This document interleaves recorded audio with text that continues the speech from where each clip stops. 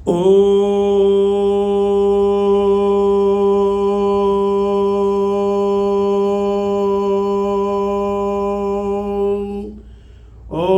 सहना भवतु सहनौ भुनक्तु सह वीर्यं करवावहै तेजस्विनावधीतमस्तु मा विद्विषावहै। ॐ शान्ति शान्ति शान्तिः। हरि ओम श्री गुरुभ्यो नमः। हरि ओम। ओम शुक्लां ब्रह्म विचारसार परमा आद्यां जगत्व्यापिनीं वीणा पुस्तकधारिणीम् अभयदां जाड्यान्धकारापहां हस्ते स्फाटिकमालिकां विदधतीं पद्मासने संस्थितां वन्दे तां परमेश्वरीं भगवतीं बुद्धिप्रदां शारदां बुद्धिप्रदां शारदां।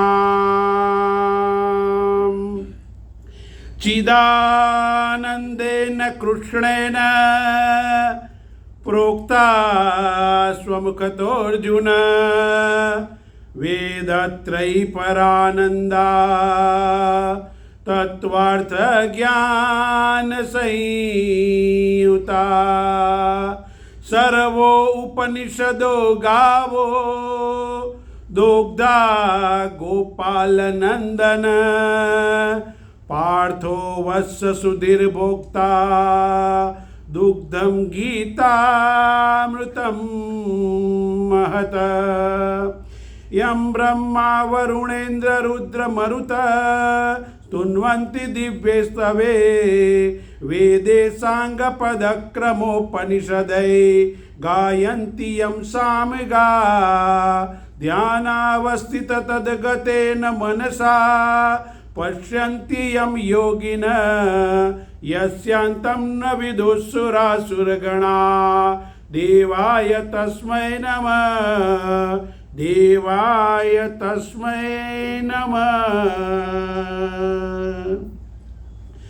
परम कृपाळु जगत नियंता जगदीश्वરના ચરણોમાં નમન કરી પ્રણામ કરી પ્રણિપાત કરી વંદન કરી નમસ્કાર કરી પ્રાર્થના કરી વિનંતી કરી વિનવણી કરી બાલ મુકુંદનું મનમાં સ્મરણ કરી ઠાકોરજીને મારી જીવવા પર પધરાવી મારી અવ્યક્ત વાણીને અભિવ્યક્ત કરવાનો નમ્ર વિનમ્ર ભાવે પ્રયાસ કરી રહ્યો છું।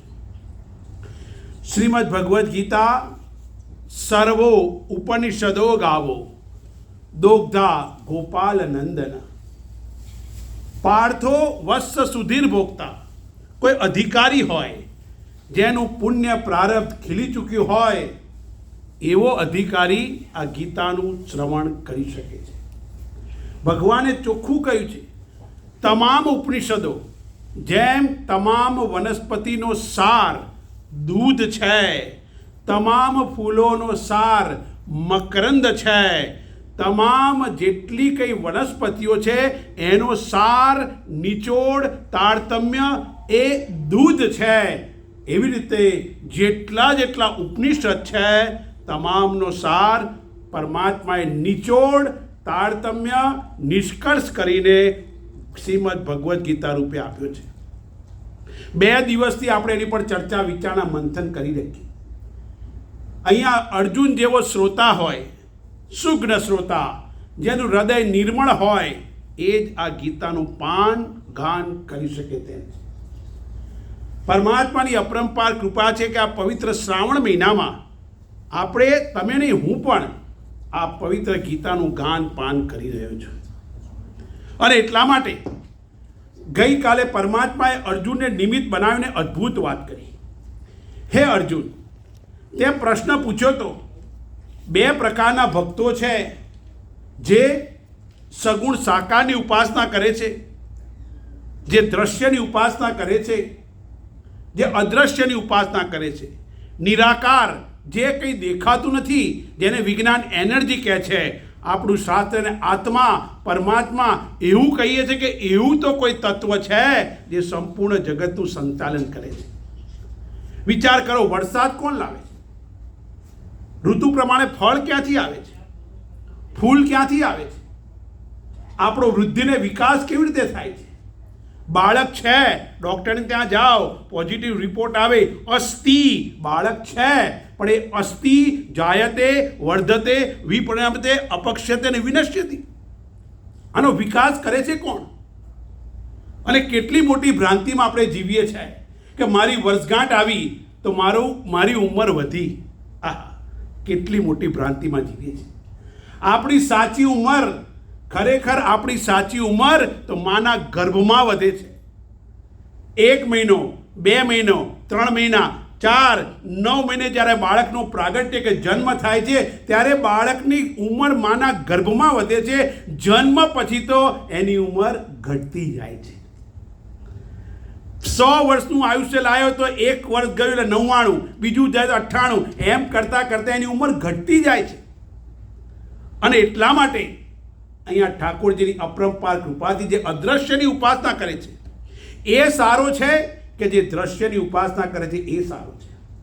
બેમાં સારો કોણ? શ્રેષ્ઠ કોણ? દિવ્ય કોણ? અને એને યોગ વિત્તમાં, એટલે જે સારી રીતે જાણે છે એ કોણ છે? અહીંયા કોઈને ઊંચો નીચો કહેવાનો પ્રયાસ નથી. દરેક પોતપોતાના સ્થાને બરોબર છે, પણ જેનો જેવો અધિકાર, જેની જેવી પાત્રતા, જેનું જેવું મન, જેની જેવી બુદ્ધિ, જેનો જેવો નિર્ણય, એ પ્રમાણે બધી વાત કરતો.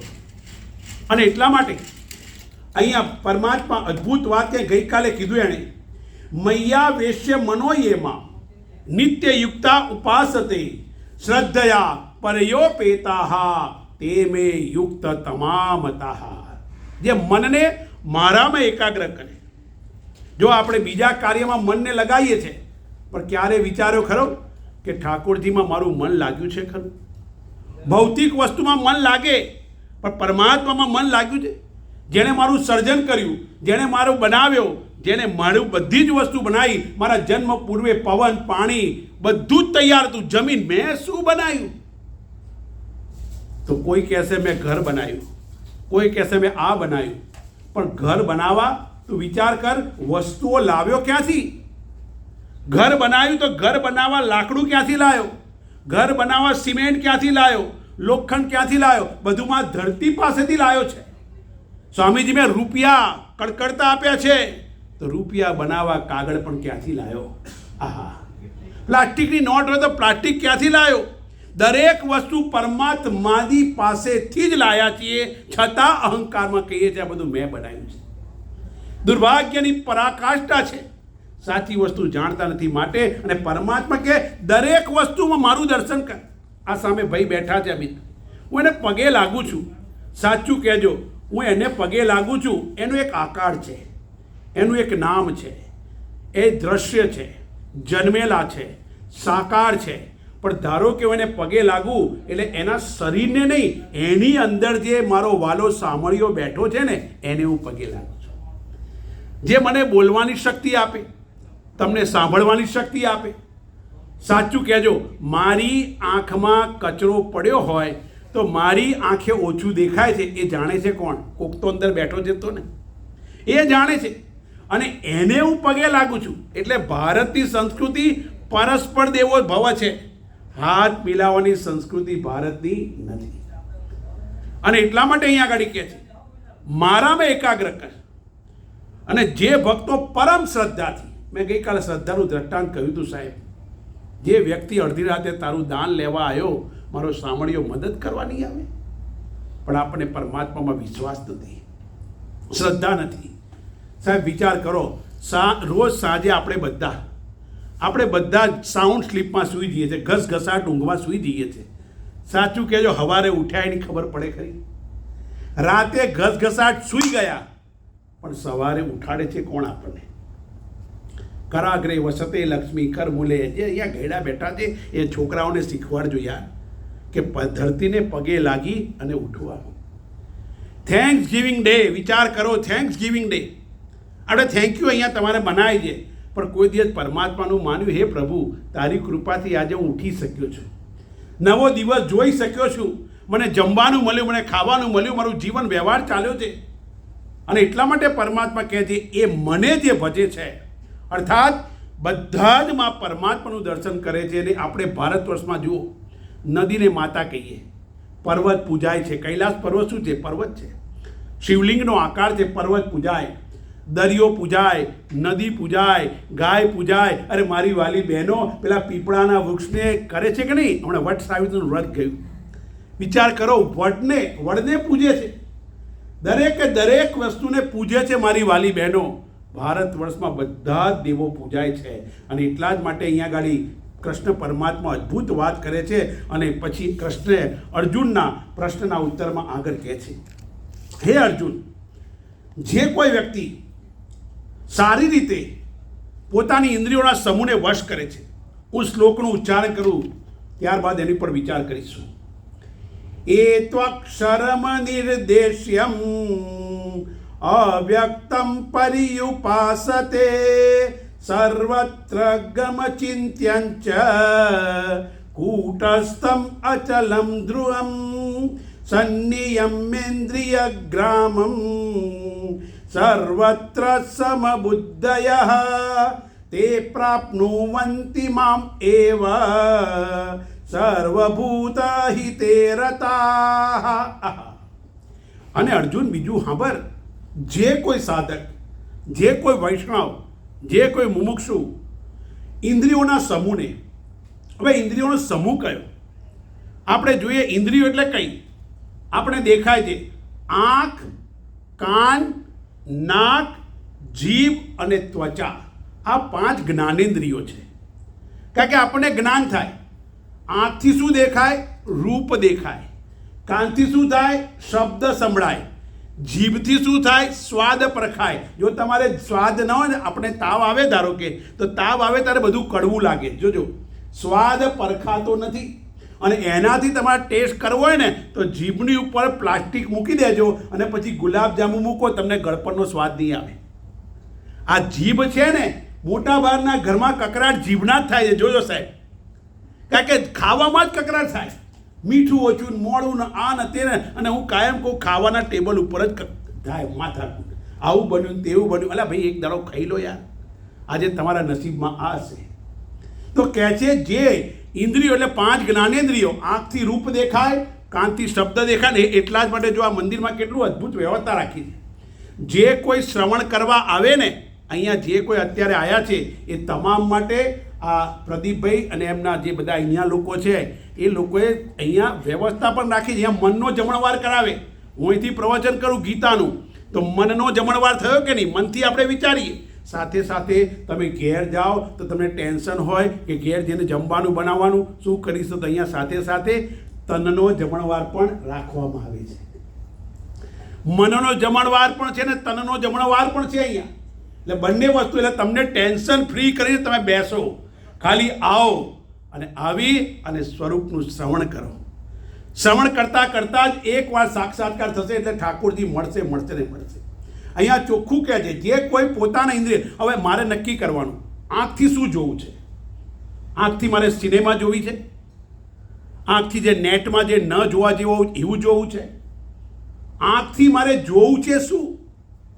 બીજી વસ્તુ, કાનથી મારે કોઈની નિંદા સાંભળવી છે, કોઈનો પ્રપંચ સાંભળવો છે, પેલો આવો ને પેલી આવી એ સાંભળવું છે, કે ભગવાનનું કીર્તન સાંભળવું છે.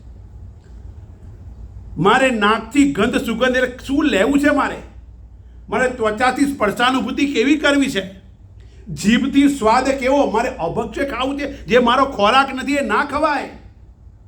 આપણો ખોરાક નથી એ ખવાય નહીં, આપણું પીણું નથી પીવાય નહીં, કડવું જલ કે સોમરસ આપણો સિદ્ધાંત નથી, ન પીવાય, અભક્ષ્ય ન ખવાય. મેં જ્યારે ગાયત્રી મંત્ર ઉપર 7 દિવસ પ્રવચન કર્યું છે, આખો સંસ્કૃતમાં એની ઉપર ભાષ્ય છે, એક શબ્દનો અર્થ સમજાયો છે.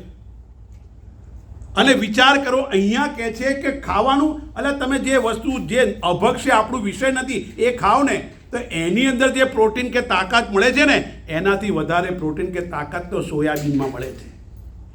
ખબર છે આપણા ઘરમાં જે જૂના છે ખબર છે, પહેલાં આપણે સોયાની વડી મૂકતા હતા, સોયાબીનની વડીઓ મૂકતા હતા. સોયાબીનની વડીઓ, ચોખાની વડીઓ, પછી ચોળાની વડીઓ. ગામડામાં તો આપણે અમદાવાદમાં ને એમાં તો તડકો આવે એટલે બધું ચાલુ કરીએ મૂકવાનું. તો અહીંયા કે સ્વાદમાં મને શું ખાવું છે એ નક્કી મારે કરવાનું. નક્કી મારી સામે આવવાનું તો ખરું, નહીં આવે એવું નહીં, પણ મારે શું લેવું છે શું નહીં એ મારે નક્કી કરવાનું. કારણ કે મેં મારો વાલો બેઠો છે, મેં અંદર મારો સામળિયો છે, મારા સામળિયાને અભડાવાય, મારો સામળિયો ખરાબ થાય એવું મારે ખવાય નહીં, પીળું પણ ન પીવાય. અને એટલા માટે ભગવાન કહે છે આ બધી જે ઇન્દ્રિયોને સમૂહને જેણે વશમાં કર્યું છે. આહા, એટલે વશમાં એટલે ધારો કે એને બધે પોતે કેમ કરે, એને વશમાં જેણે કર્યું છે એવો જે વ્યક્તિ પાછો સર્વમાં સમાન બુદ્ધિવાળો, એનામાં કોઈ ઊંચો પણ નહીં, કોઈ નીચો પણ નહીં, પેલો આ સારો છે આ ખરાબ છે, અલા બધું પરમાત્માએ બનાવ્યું છે. બરોબર ને અમિતભાઈ? પરમાત્માએ જો બનાવ્યું હોય બધું તો કોણ ઊંચો ને કોણ નીચો? સાચું કહો મને, કઈ જાતિ સારી ને કઈ જાતિ ખોટી? બહુ સ્પષ્ટ સમજવાનું. પરમાત્માએ જો બધું બનાવ્યું હોય તો કોઈ સારું ખરાબ હોય ખરું? આપણા સર્જનમાં ખામી હોય, આપણે કંઈ બનાવીએ તો આપણામાં લોચા હોય, તો ભગવાનમાં કશું લોચા હોઈ શકે નહીં. તમામ સર્વમાં સમાન બુદ્ધિ, એક સરખી બુદ્ધિ, પણ બુદ્ધિ પણ ક્યાં વાપરવી ને એ આપણે નક્કી કરવાનું. બે વૈજ્ઞાનિક હોય, સાયન્ટિસ્ટ, બે સાયન્ટિસ્ટને તમે યુરેનિયમ આપો, યુરેનિયમ આવે ને જે પેલું ઈજળી, તો યુરેનિયમ આપો એને, તો એક સાયન્ટિસ્ટ પોતાની બુદ્ધિનો ઉપયોગ કરી અણુબોમ્બ બનાવશે. આ હિરોશીમા નાગાસાકી પર અણુબોમ્બ બનાવશે, હજારો ઘર બરબાદ કરશે. અને બીજો સાયન્ટિસ્ટ એમાંથી ઇલેક્ટ્રિક જનરેટ કરી હજારો ઘર આબાદ કરશે. બુદ્ધિ તો સરખી જ આપી છે ભગવાને, કોઈ ભેદ નથી. જો એક વસ્તુ કહું, તમારા ઘરમાં આ વ્યવહાર પક્ષે કહું છું, તમારા ઘરમાં બે બાળકો હોય ને તો કોઈ દિવસ કમ્પેરિઝન કરતા નહીં. Don't do that. છોકરાને હું ઘણીવાર જોઉં, અમારો છોકરો છે ને બહુ જ બુદ્ધિવાળો, આ છોકરીમાં થોડી ઓછી બુદ્ધિ. અલા શું કામ એવું વિચારે? ભેદ ઊભો તું કરે છે. અમારા છોકરામાં બુદ્ધિ ઓછી, અમારી છોકરી બહુ હોશિયાર. Don't do that. તમે નાનપણથી એના મનમાં ખોટા બીજ રોપો છો. સાહેબ, બાળક છે ને, બાળક એ મા બાપના ચરિત્રનું પ્રતીક છે. માના ગર્ભમાં હોય ને, હું જ્યારે કહું છું, તમને અહીંયા અમેરિકામાં રહો છો, પણ જે ક્ષણે ખબર પડે ને કે મારા ગર્ભમાં બાળક છે, તમારી દીકરી કે વહુના, તો એ દિવસથી ટીવી જોવાનું બંધ કરજો. પતિ પત્ની વચ્ચે ઉગ્ર ઝઘડા, વ્યવહાર પક્ષે કહું છું, ઉગ્ર ઝઘડા નહીં કરવાના. પતિ પત્ની વચ્ચે ઉગ્ર ઝઘડા ના જોઈએ. નંબર 3, તમે ભાગવતનું પારાયણ કરો, ભગવદ્ ગીતા વાંચો, તમને જે ગ્રંથ ગમે ગ્રંથ, ધાર્મિક ગ્રંથ વાંચો. વિજ્ઞાને તો હમણે પૂરું કર્યું છે કે બાળક માના ગર્ભમાં સાંભળે છે. આપણા ઋષિ મુનિઓ જુઓ, વર્ષો પહેલાં અષ્ટાવક્ર મુનિ સાંભળ્યું, અરે પહેલાદે સાંભળ્યું, અભિમન્યુની તો વાત કરીને આપણે, અભિમન્યુએ સાંભળ્યું છે. કૃષ્ણ પરમાત્મા એને કહેતા હતા, સુભદ્રા સૂતા હતા અને એના ગર્ભમાં જે હતો અભિમન્યુ, અને એને સાંભળ્યું છે. વિચાર કરો સાહેબ તમે. આપણા વિજ્ઞાને અત્યારે બોલ્યા, જે તમે વિચારશો, જે તમે કરશો. ઘણીવાર હું જોઉં છું અમુક ઘરોમાં, કે હું તો વર્ષોથી ફરું છું, તને સમજ ના પડે. ક્યારે સમજ પડશે? 2 છોકરાની માતા થઈ, ક્યારે એને સમજ પડશે? નંબર 2, વિચાર કરવાનો કે જે માં છે એ માનું સંસ્કાર, એટલે એ વખત જ્યારે ખબર પડે બાળક છે, એણે સારા વિચારોમાં રહેવાનું. એ જે ધારશે એ તમને મળશે. તમે જેવું બાળક ધારશો એવું બાળક મળશે તમને. પણ જ્યારે બાળકનો જન્મ પછીના સંસ્કાર તો સમાજ આપવાનો છે, પણ જ્યાં સુધી મારી પાસે છે ત્યાં સુધી એને આપી શકાય કે નહીં.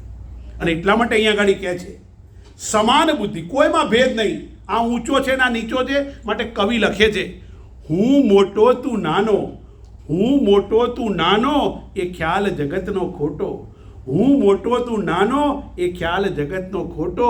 ખારા જળનો દરિયો ભર્યો, મીઠા જળનો લોટો. આહા, આખો દરિયો ભર્યો છે, કોઈ પાણી પીવા જાય?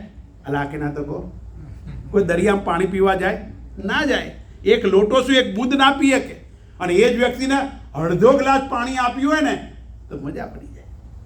અને એટલા માટે અહીંયા ગાડી કહે છે સમાન બુદ્ધિ. પાછું કહે છે સર્વભૂત માત્રના હિતમાં પ્રીતિ કરવા વાળો. તમામ ભૂત એવરી, એટલે જ મેં શું પહેલે દિવસ કીધું હતું, each and every living organism is mobile temple. એટલે આપણે પગે લાગીએ છીએ. શું આપણે પગે લાગીએ છીએ? કેમ? કારણ કે મોબાઈલ હલતું ચાલતું આખું એ આપણું મંદિર છે. ધારો કે હું અહીંયા કોઈને પગે લાગું તો આ પ્રજ્ઞાબેન છે, જ્યોતિબેન છે, આ બહેનનું નામ છે, એમને પગે લાગું તો પગે લાગું તો હું શું એમના શરીરને લાગું છું? એમની અંદર જે ઠાકોરજી છે એને પ્રણામ કરું છું.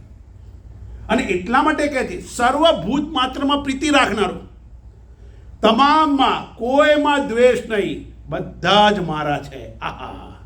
અને આવું જે વિચારે છે ને એવો છે કૃષ્ણ કહે છે એ સર્વવ્યાપી, તમામની અંદર, બધી જગ્યાએ. હવે સાચું કહેજો, દૂધમાં ઘી છે ખરું? અલા આ કે ના તો કહો, દૂધમાં ઘી છે તો નીકળે છે ક્યાંથી? ઘી દૂધમાં છે, દેખાય છે ખરું? દેખાતું નથી, છે ખરું? હવે તમે દૂધનું દહીં કરો, દહીંમાંથી માખણ બનાવો તો ઘી આવ્યું કે નહીં? એટલે નથી એવું નહીં. એટલે ઘણા લોકો કે ભગવાન બધે છે, અમે તો દેખાય તો સાચો માનીએ. અલા દેખાય એ સાચું નહીં, ન હોય એને પણ સાચું સ્વીકારવું પડે. એને પણ સ્વીકારવું પડે કે છે. તમે જો દૂધનો દીવો કરો તો દીવો ચાલે ખરો લાંબો? એના માટે શું જોઈએ? ઘી જ જોઈએ. ઘી વગર ના થઈ શકે. અને એટલા માટે અહીંયા ગાડી કે સર્વવ્યાપી એટલે બધામાં છે. દરેકમાં પરમ તત્વનું દર્શન કરો. પછી સ્ત્રી પુરુષ તો જેન્ડરના ભેદ છે યાર, જાતિના ભેદ ભગવાને રાખ્યા છે. સ્ત્રી પુરુષ જેવું છે નહીં, સર્વમાં પરમાત્મા છે. તમામ વસ્તુમાં જેટલું મારે જોઈએ એટલું એને પણ જોઈએ. દરેકનો અધિકાર આપેલો છે. અને એટલા માટે અહીંયા ગાડી કહે છે ચિંતન ન કરી શકાય એવા, નિર્દેશ ન કરી શકાય તેવા આ પરમાત્મા છે. આ ઇન્ડેક્સ ફિંગર, આનો કામ, આનું કોકણું આવી ત્યારે સમજાય. 5 આંગળીઓથી શું થાય? આનાથી સંતો ભગવંતોને, ભગવાનને તિલક કરવું તો આનથી થાય. તમારો પતિ ક્યાંય જતો એને બહાર તિલક કરવું તો આનથી આમ થાય. વિજય તિલક કહેવાય એને, અંગૂઠાથી થાય. આ આંગળી ક્યાંય ના લેવાય. આ આંગળી પિતરો માટે, અને આ આંગળી ભાઈ બહેન રક્ષાબંધન આવશે એને તિલક કરવા. આ 5 વસ્તુ ભગવાને 5 વસ્તુ કેમ આપી છે ને એનું એક આખું સંજ્ઞાન છે, આખું વિજ્ઞાન છે. પરમાત્માએ બધા ટેરવાજો આમ કર્યા છે. આ મસ્તક આમ છે, એનું કારણ શું કે ઉર્ધ્વ ગતિ માટે છે. 15મો અધ્યાય પૂરવા લઈશ ત્યારે જીવની ગતિની વાત સમજાય. અને એટલા માટે અહીંયા આગળ બહુ સ્પષ્ટ વસ્તુ કહે છે સર્વત્ર છે, સર્વવ્યાપી.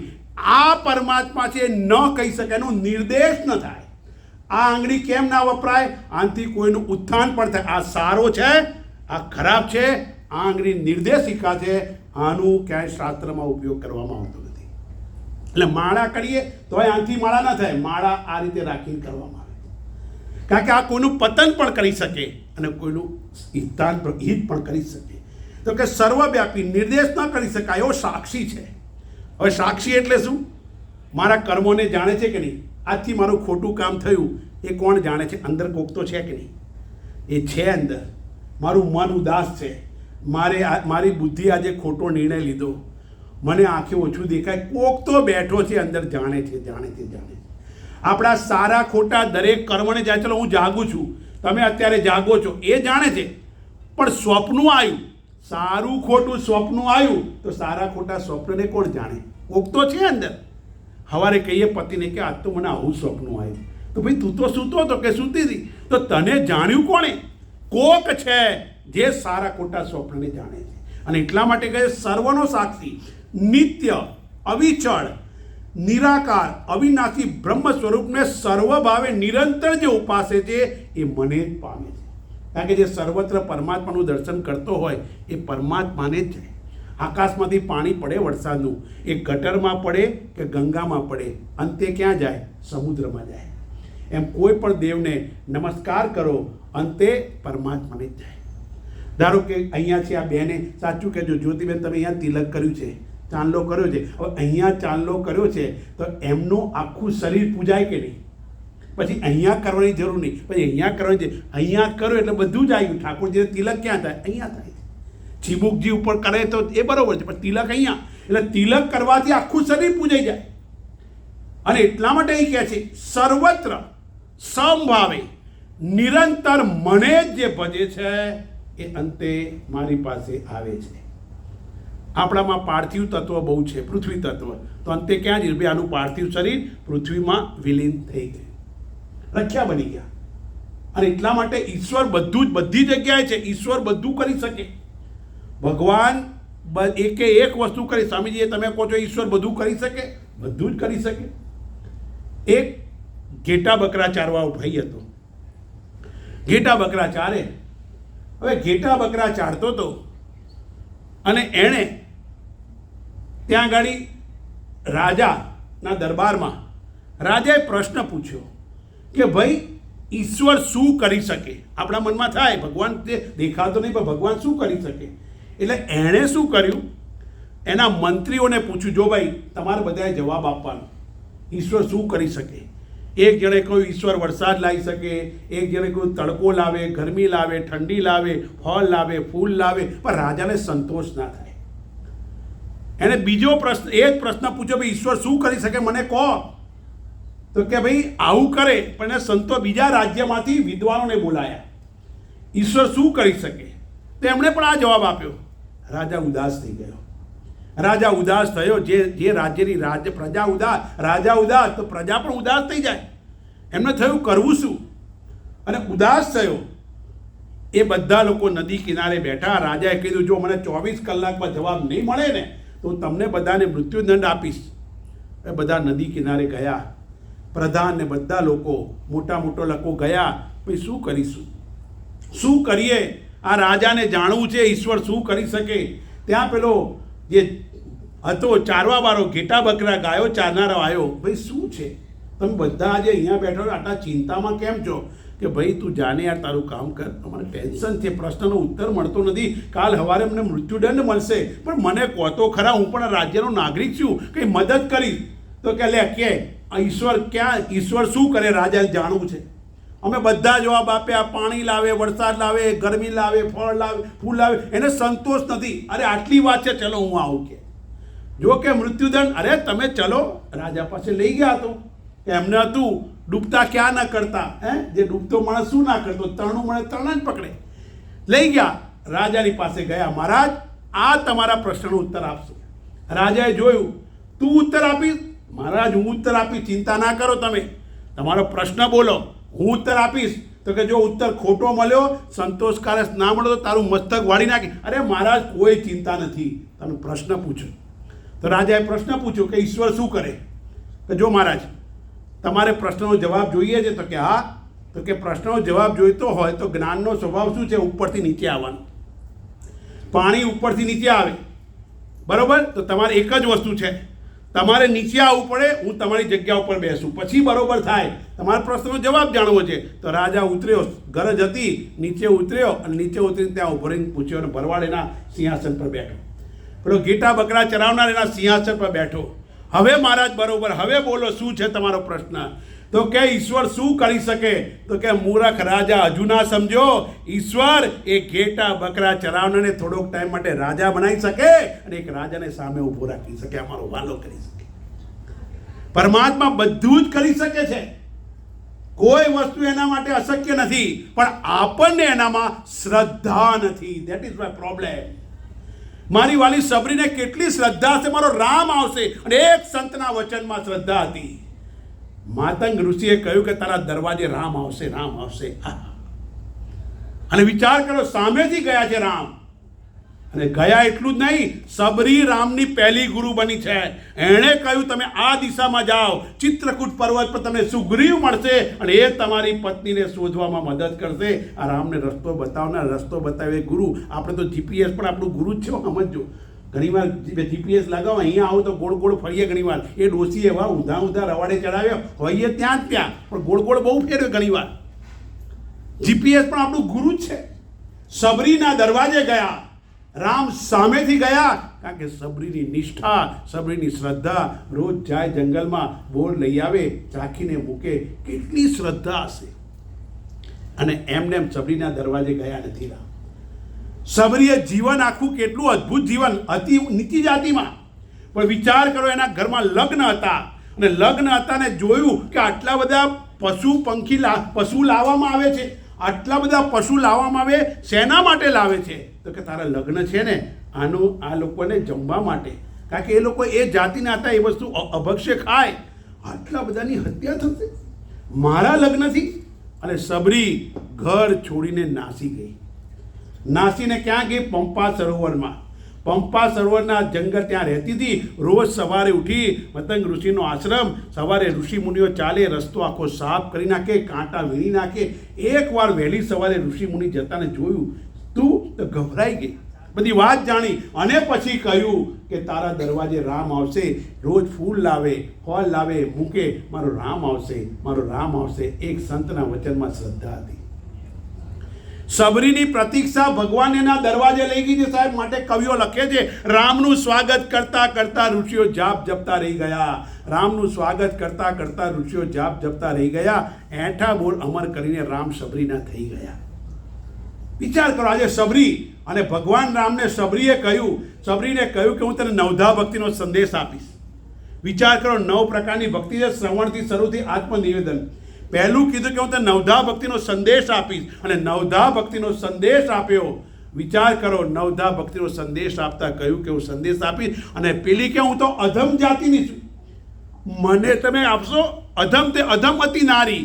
અને પરમાત્મા એને સંદેશ આપ્યો છે. નવધા ભક્તિ સબરીને રામે કહી છે, રામચરિત માનસમાં છે. અને એટલા માટે પરમાત્મા કહે છે જે નિરંતર મને ઉપાસે છે એ મને જ પામે છે.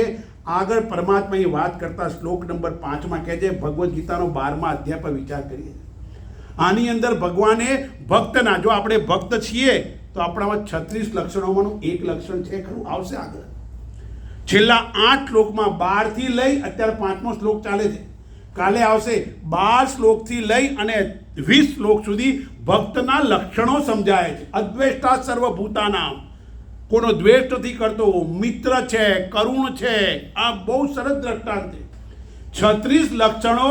સાચો ભક્ત કોને કહેવાય એના લક્ષણો, 36 લક્ષણો ભગવાને આ અધ્યાયમાં બતાવેલા છે. માટેનું નામ છે ભક્તિ યોગ. ભક્તિ યોગ કહે છે. અને એટલા માટે અહીંયા આગળ વિચાર કરો, 5મા શ્લોકમાં કહે છે, ક્લેશો અધિકતસ્તેષામ અવ્યક્તાસક્ત ચેતસામ અવ્યક્તા હિ ગતિર દુઃખમ દેહવદ્ભિર્વાપ્યતે. હે પરમ અર્જુન, બધાનો અધિકાર નથી. સર્વત્ર પરમાત્માનું દર્શન કરી શકે એવો અધિકાર બધાનો હોતો નથી. સાહેબ એક વસ્તુ કહું, આપણે ભગવાન રામને રામ માનીએ કે નહીં? અલા કે ના તો કહો, ભગવાન રામને રામ માનીએ, પણ જો તમે રાવણમાં રામની દ્રષ્ટિ કરી શકો ખરા? રાવણ માટે ખરાબ ભાવ ઊભો થાય કે નહીં આપણે? પણ જે ક્ષણે મને રામને ભગવાન માનું છું, રામમાં જે છે એ જ મને રાવણમાં દેખાશે ને, તો મારી સાચી દ્રષ્ટિ થશે. કૃષ્ણને ભગવાન તરીકે માનવા સરળ છે, પણ કંસને પણ પરમાત્માનું દર્શન કરવું એનામાં બહુ કઠિન છે. એક જ વસ્તુ વિચારો, ધારો કે કંસ ના હોત તો કૃષ્ણ આવ્યા હોત ખરા? અલા કે ના તો કહો, તો કંસનો ઉપકાર માનવો પડે કે નહીં? રાવણ ના હોત તો રામ ક્યાંથી આવ્યા હોત? આપણે ભજન કીર્તન કોનું કરત? રાવણ છે તો રામ આયા. અને તમે રામ અને રાવણ જ્યારે મંદોદરી ને રામનો છેલ્લે સંવાદ જોયા, રાવણને મારવો સરળ નતો, પણ વિભીષણે કહ્યું એની નાભીમાં અમૃત છે, એને તમે બીધી નાખો. આ વસ્તુ ક્યાંથી શીખવાની? વ્યવહાર પક્ષે ઘર ફૂટે ઘર જાય, આ કહેવતો આવી છે ને, એમાંથી આવી છે. તમારા ઘરમાં કોઈ આગ લગાવે તો સમજી લેવો ઘરનો જ માણસ હોય.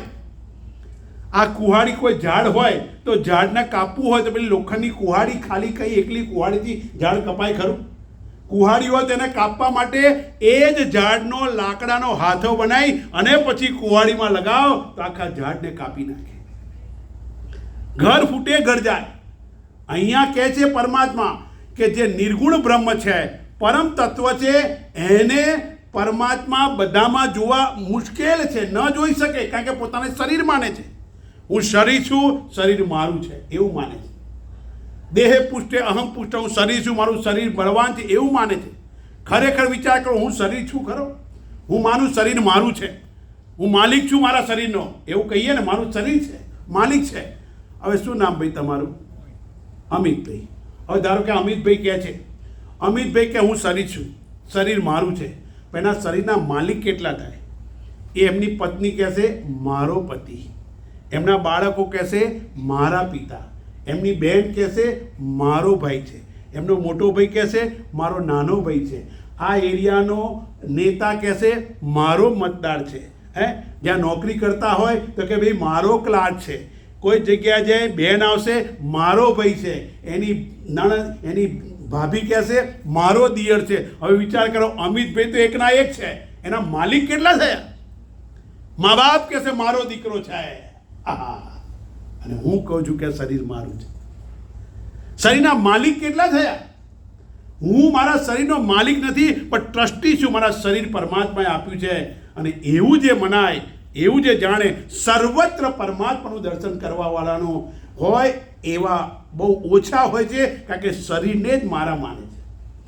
તમે જુઓ, જીવનના મોટા ભાગના વર્ષો આજે ઘેર જઈને વિચાર કરજો, મોટા ભાગના વર્ષો શરીરના લાલન પાલન પાછળ ગયા. જે શરીરને ખવડાઈ પીવડાઈને તાજું માજું રાખ્યું ને, ખીલા પીલા કે દેહ બઢાયા, वो भी અગન જલાના હૈ. એક દાડે ભસ્મીભૂત થઈ જશે. જે પરમાત્મા મને શરીર આપ્યું છે ને, મનુષ્ય શરીર, નોટ નેસેસરી કે નેક્સ્ટ બર્થ માનવી નો જ મળે, સિવાય કે તમે પરમાત્માનું નામનું સ્મરણ કરતા કરતા કરતા જીવન છૂટે તો તમને પરમાત્મા મળે. હું નથી કહેતો, ગીતા કરે કહ્યું 4થા અધ્યાયમાં પરમાત્માએ કહ્યું અંતકાલે ચ મામેવ સ્મરણ મુક્તા કલેવરમ. કલેવરમ એટલે શરીર. અંતકાળે મારું જે સ્મરણ કરતો કરતો શરીર છોડશે તો એ મને પામશે, પણ શરીર જો તમે બીજું સ્મરણ કર્યું હશે તો તમને એ આવશે. હું કાયમાં દ્રષ્ટાંત કહું છું.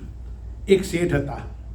એ શેઠ બહુ પૈસાવાળા, બહુ જ પૈસાવાળા શેઠ, અને એને 4 છોકરા. 4 છોકરા. શેઠ ધંધો કરતા, આખી જિંદગી પૈસો પૈસો પૈસો, ધંધો, બસ બીજું કામ જ નહીં. કંઈ ઘરમાં પ્રસંગ હોય તો કે ભાઈ મારે કામ છે, હું અહીં કલાક જતો રહી, બસ વેપારની પેઢી કર્યા કરે. શેઠ છેલ્લે બીમાર પડ્યા. હવે અંતિમ અવસ્થા આવી ગઈ. છોકરાઓ બધા છે, ઉંમર મોટી થઈ હતી, આખી જિંદગી પૈસો પૈસો પૈસો કર્યો હતો, અને શેઠ બીમાર પડ્યા. છોકરાઓ ઊભા છે, સગાવાલા આવ્યા, ડૉક્ટરે કહ્યું કે હવે બહુ નહીં જાય. ત્યાં ઊભા હતા, છોકરાઓની સામે આમ જોવે, બોલતા નહોતા, વાણી હણાઈ ગઈ હતી. કરે. છોકરાઓને થયું કે બાપાને કંઈ કહેવું લાગે છે, બાપાને કંઈ બોલવું છે પણ બોલી શકતા નથી.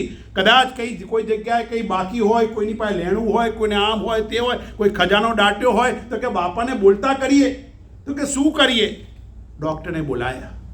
ડૉક્ટર આ બાપાને જબાન જતી રહી છે, બોલી નથી શકતા, કંઈ કરે છે, હવે બસ છેલ્લો પ્રાણ છે, કશું કરતા નથી, કંઈ તો એમને કંઈ કરો. ડૉક્ટર કે જો ભાઈ, ડૉક્ટર કે એમને બોલતા કરીએ, પણ 2-3 લાખ રૂપિયાનું એક ઇન્જેક્શન આવશે, તમે કહો તો ઇન્જેક્શન આપું. ના પણ બોલે, હો, એ કંઈ ગેરંટી નહીં.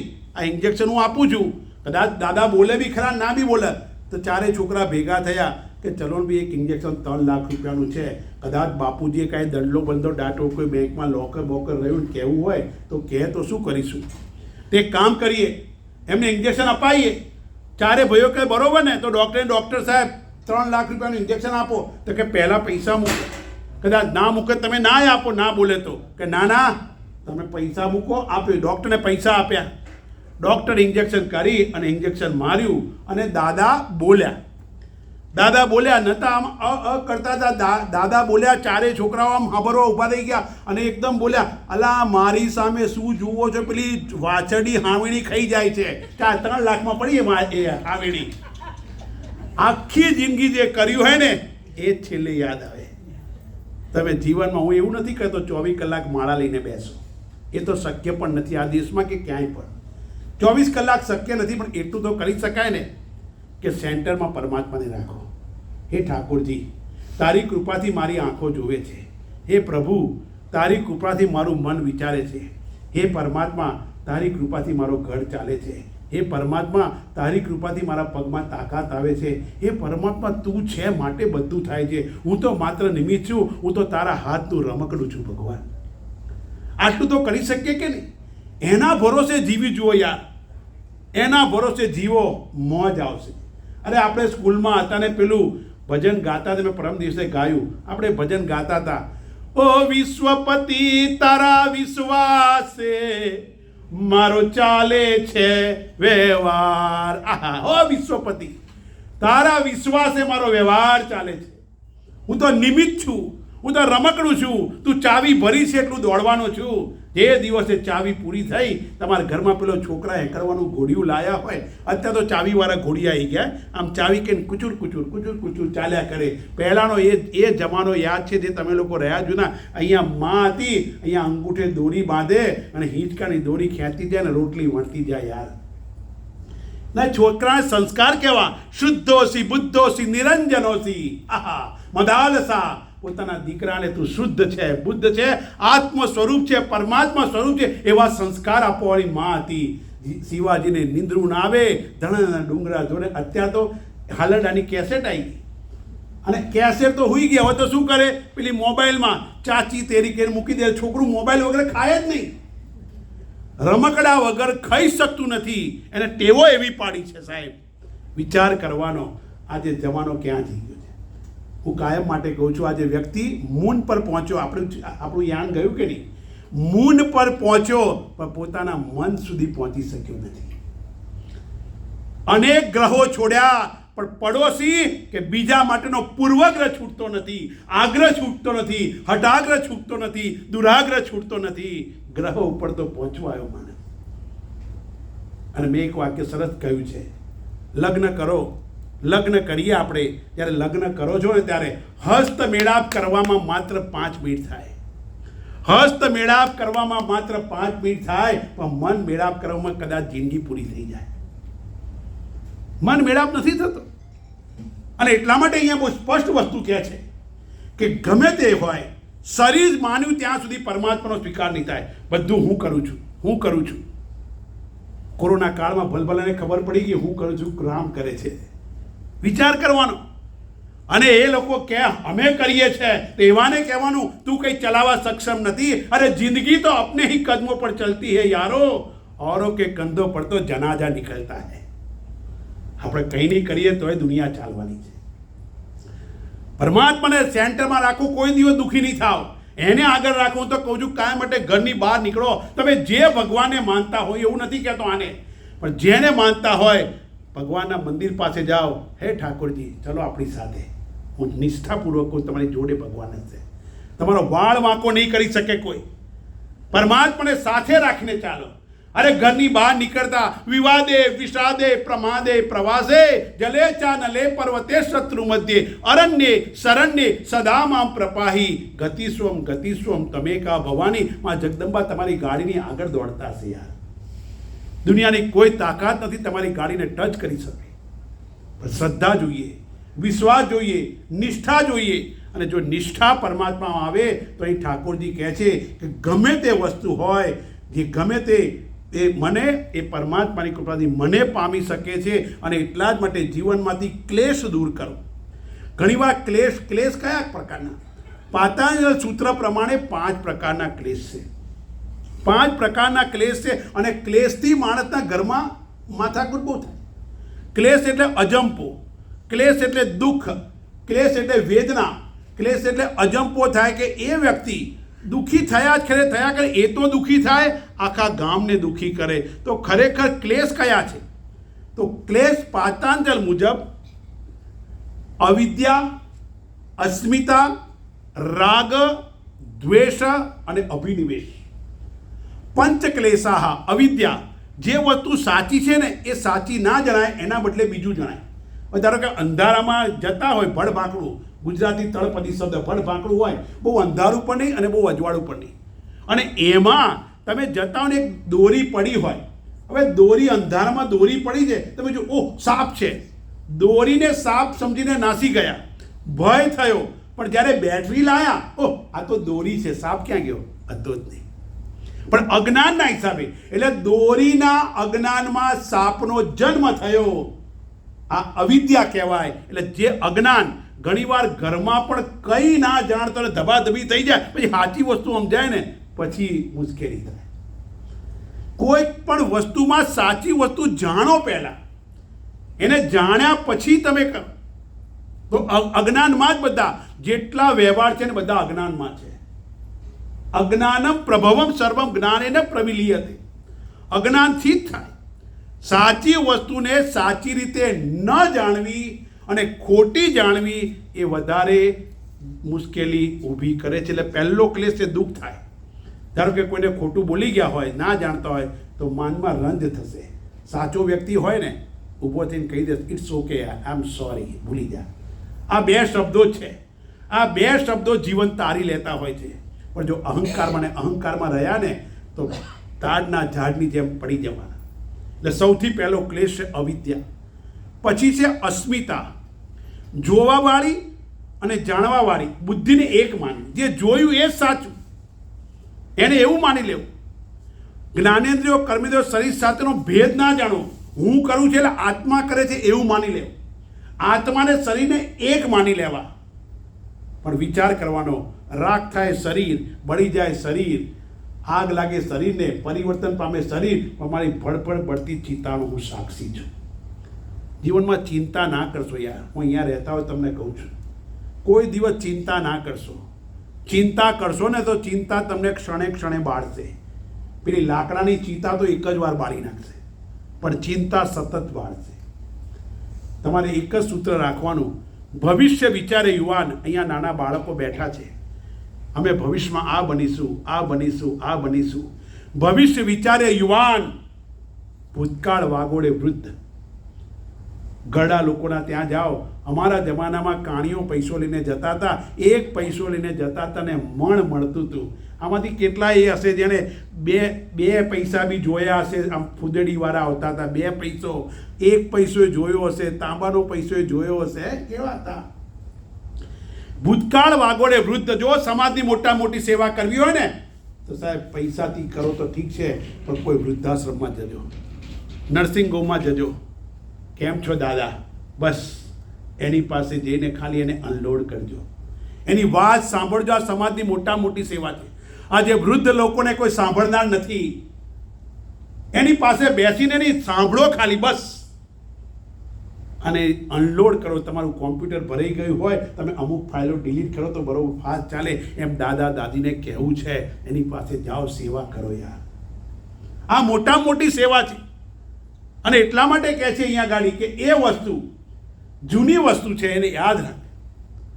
પણ આપણે બંનેને એક માની બેઠા છીએ. શરીરને જ આત્મા માની બેઠા છે. એટલે ચિંતામાં જીવન પૂરું થાય. ચિંતા એક જ વાર બાળે, પેલી સતત બાળતી જાય. અહીં કહે છે કે અસ્મિતા, બંનેને એક માનવા. શરીરના દુઃખે દુઃખી થાય, શરીરના રોગે રોગી થાય. શરીર રાગ, શરીર સુખોથી ઉત્પન્ન થાય. મને આનું, જો તમે કોઈના ત્યાં ગયા, એને તમને નાસ્તો કરાયો, ચા પીવડાવી, જમાડ્યા, તો તમને ત્યાં વારંવાર જવાનું મન થશે. મીઠો આવકાર આપશે તો ત્યાં વારંવાર જવાનું મન થશે. પણ ધારો કે એણે આવકાર મીઠો ન આપ્યો, તેને ત્યાં જાઓ ખરા બીજી વાર? રાખે ના તો જવા દે, ત્યાં ના જવાય. શાસ્ત્ર પણ કહે છે, જે જગ્યા પર તમને આદર ન મળે, માન ન મળે, સન્માન ન મળે, એ જગ્યા ઉપર ભલે સોનાનો વરસાદ થાય, તમારી પર નહીં જવાનું. આવ નહીં આદર નહીં, આવ નહીં આદર નહીં, નય નયનો મેં ને હોગર કબહુ ન જાઈએ, ભલે કંચન બળસે મેં. સોનાનો વરસાદ થતો હોય પણ નહીં જવાનું. આપણું માન સન્માન જળવાવું જોઈએ. કારણ કે આપણું અપમાન એ મારા કાળિયા ઠાકરનું અપમાન છે. આપણું અપમાન એ પરમાત્માનું, કે મારી ભીતર રહે છે. ગીતાકારે 18મા અધ્યાયમાં કહ્યું, ઈશ્વર સર્વભૂતાનામ હૃદયસે અર્જુન તિષ્ઠતિ. એમને મહાપ્રભુજીએ નથી કહ્યું. શું કહ્યું? કૃષ્ણ એવા ગતિર્મમ. આહા, મારી ગતિ, મારી રતિ, મારી પ્રગતિ, મારી સદગતિ મારા કાળિયા ઠાકરમાં થાય. કૃષ્ણ એવ ગતિર્મમ. ગયા વખતે 3 દિવસ આવ્યો તો મને યાદ છે, આ જ્યોતિબેન એ લોકો આવતા હતા, કૃષ્ણાશ્રય પર બોલ્યો છું સાહેબ. એવું નથી કે ગીતા ઉપનિષદ, પરમાત્માની અપરંપાર કૃપા જો ગયા વર્ષે પુરુષોત્તમ મહિનામાં 17 દિવસ સુધી આખી ગીતા દ્વારકાધીશ મંદિર પાલીનમાં 17 દિવસ સુધી 2.5 કલાક સુધી 5 થી 7:30 સુધી મને એમણે રમમાણ કરવાનું મેદાન આપ્યું હતું. 9 દિવસ ગોપી ગીત ઉપર બોલ્યો છું, 19 શ્લોક 19 દિવસ બોલ્યો છું. વિચાર કરજો સાહેબ, એક એક વસ્તુમાં છે. એવું નથી કે નથી, તમને શોધતા નવનીત આવડવું જોઈએ. પરમાત્માની કૃપાને એટલા માટે કહે છે કે અહીંયા ગાડી રાગ, મને આના માટે રાગ થયો તો કાલે એના માટે દ્વેષ થશે અને થશે. રાગ અને દ્વેષ એક જ સિક્કાની બે બાજુ છે. રાગ દ્વેષ એક જ સિક્કાની બે બાજુ છે ને એટલા માટે જે કાર્યનો અનુભવ વારંવાર દોહરાવવાનું મન થાય ને રાગ કહેવાય. દ્વેષ રાગથી વિપરીત જે શરીરને કષ્ટ આપે, જેના માટે રાગ હોય ને એને કંઈ થાય ને તો આપણને શું થાય? થોડું દુઃખ થાય કે આને આપ્યું એ દુઃખ થાય. એટલે રાગ અને દ્વેષ એકવાર વિચાર કરો એના તરફથી દુઃખ થયું તો પછી એના ત્યાં જવાનું મન થશે નહીં. રાગ દ્વેષ અભિનિવેશ, આ 5મો ક્લેશ છે ને, મોટો અભિનિવેશ એટલે મોતનો ભય. જો ઘણા લોકોને ફિયર એવો થાય, હું મરી જઈશ તો જો તે ડર હોય એવો, ઘણીવાર વિચાર એવો આવે કે મને કંઈ થઈ જશે તો એવો ડર એ અભિનિવેશ છે. મૃત્યુનો ભય એને અભિનિવેશ કહેવામાં આવે છે. આ 5 પ્રકારના ક્લેશ છે. અરે ક્લેશ તો ઘણા બધા છે. હનુમાન ચાલીસામાં કહ્યું ને, બલ બુદ્ધિ વિદ્યા દેહુ મોહી હરહુ કલેશ વિકાર. સાહેબ, હનુમાન ચાલીસા બી અદ્ભુત છે. ઠાકોરજીની કૃપાથી આ કોરોના કાળ મારા માટે તો આશીર્વાદ રૂપ રહ્યો. 2.5 વર્ષ સુધી મારા આશ્રમમાં મહેમદાવાદમાં વાત્રક નદીના કિનારે, ખેડા જિલ્લામાં નદી કિનારે આવી રીતના બેસતો હતો.